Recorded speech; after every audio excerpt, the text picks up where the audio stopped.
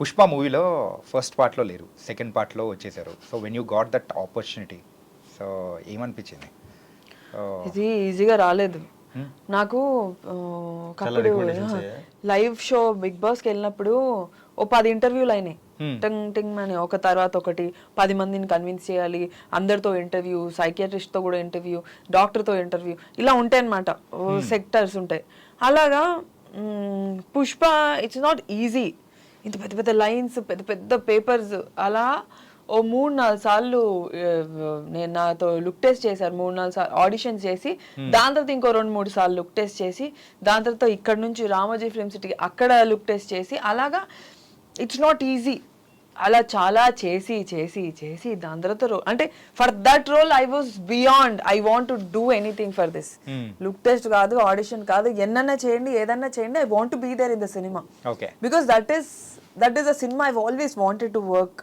And Pushpa 1 చూసిన తర్వాత ఇలాంటి సినిమా కదా చెయ్యాలి, ఇలాంటి సినిమాల్లో కదా కనిపించాలి. బికాస్ పాన్ ఇండియా, ఆ హిందీ వాళ్ళందరూ ఎంత క్రేజ్ అయిపోతున్నారు, తెలుగు వాళ్ళకే కాదు హిందీ వాళ్ళకి కూడా తెలియాలంటే ఇలాంటి ఒక సినిమాలో ఉండాలి అని. యాక్టర్కి అంతకు మించి ఏముంటది, I want be seen everywhere. జాతర ఎపిసోడ్ ఎలా ఉండబోతుంది అంటారు? థియేటర్ బద్దలైపోయే అవకాశాలు ఉంటాయి. నెక్స్ట్ లెవెల్ ఉంటది. అంటే ఆ సీన్ లో నేను లేను, బట్ అసలు జాతర సీన్ అని అందరూ జాతర అని ఒక్కదాన్నే హైలైట్ చేస్తారు కదా, జాతర సీన్ లాంటి సీన్లు అన్ని సినిమాలో చాలా ఉన్నాయి. సో కనుల పండగ సినిమా అంతా చాలా చాలా నెక్స్ట్ లెవెల్ సీన్స్ ఉన్నాయి. సో ఎక్కడ ఇదొక్కటే హైలైట్ అయిపోయి మిగతా everywhere it is next level. And sir takes a lot of interest in every small minute చిన్న చిన్న విషయాల్లో కూడా చాలా చాలా కేర్ తీసుకొని చేస్తారు. సో జర్నలిస్ట్ సెలెక్ట్ చేయడానికే ఒక 10 రోజులు లెఫ్ట్ టెస్ట్ అయ్యి అలా అన్ని రౌండ్స్ అయ్యి అంత లుక్ టెస్ట్ చేస్తే అసలు మిగతా క్యారెక్టర్స్ కి కానీ హీరో ఎంత కష్టపడి ఉంటాడు. నేను ఆ కల్లారా చూసాను, నేను హీరో కష్టపడ్డాం. బన్నీ ఇలా మామూలుగా సైలెంట్ గా ఉండడు, తన డైలాగ్ ప్రిపేర్ అవుతూ ఉంటాడు, స్లాంగ్ తో పాటు డైలాగ్ చెప్పడము, బాడీ పోస్చర్ మెయింటైన్ చేయడము, కంటిన్యూస్ గా చేస్తూనే ఉండడం. ఆయనను చూస్తామా, ఆయన he's always working in his mind.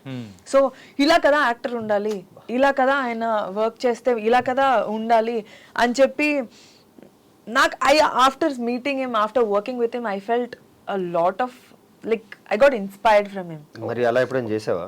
అలా నేను చేయలేనేమో, అసలు అంతలాగే నేను చేయలేనేమో. నాకు తెలిసి నాకంటూ ఒక ప్రాక్టీస్ టైం వేరు ఉంటుంది, చేసే టైం వేరు ఉంటుంది. But sir is beyond that, Bunny is beyond that. He is cool, he is so lovable, he is very good, ఇంకా ప్యాషనేట్ ఇన్ వర్క్ పరంగా సూపర్.